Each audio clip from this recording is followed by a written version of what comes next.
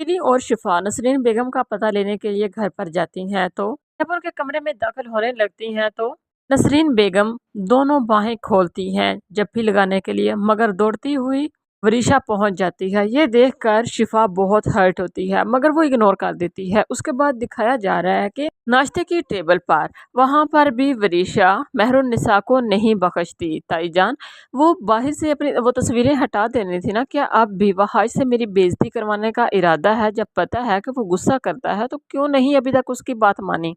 मुख्तार साहब भी वरीशा की हरकतों से बहुत परेशान है। रात को मेहरुन्निसा मजीद मुख्तार साहब को बताती है तो वो कहते हैं हम क्या कर सकते हैं, बच्ची है, नादान है, ठीक हो जाएगी। उसके बाद दिखाया जा रहा है कि दूसरे दिन शिफा फिर से अपनी नानोम्मा का पता लेने के लिए घर पर आती है तो वह जब ऑफिस जाने के लिए निकलता है तो शिफा को देखकर कहता है वाह क्या बात है, आज तो सुबह सुबह यहाँ पर। तो शिफा कहती है मैं स्पेशली नानोम्मा से मिलने के लिए आई थी।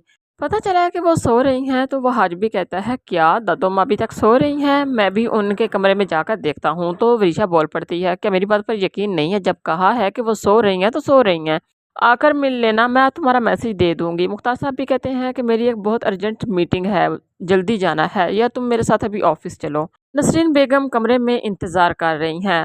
वरीशा आकर बताती है कि शिफा आई थी दादू, आपको तो वो मिले बगैर ही वहाज के साथ चली गई। नसरीन मेहरुन्निसा बेगम जब कमरे में आती हैं तो नसरीन बेगम उन्हें डांटती हैं कि कितने घंटे हो गए हैं मुझे जागे हुए, अभी तक नाश्ता क्यों नहीं किया? तुम्हें पता है ना नाश्ते के फौरन बाद मैंने मेडिसिन लेनी होती है। मेहरुन्निसा कहती है वो तो वरीशा कह रही थी कि आप सो रही हैं।